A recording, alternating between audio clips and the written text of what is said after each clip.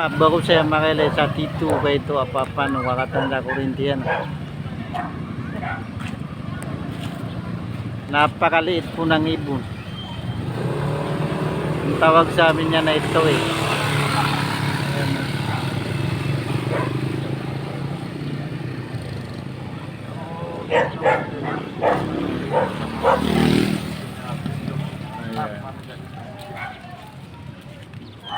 Naggrabe, naging ano na, tumigil yung hangin, medyo dumilim na.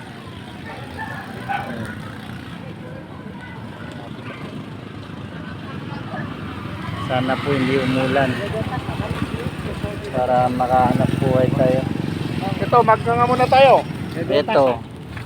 Ito yung sinasabi nila na nganga na may gatas.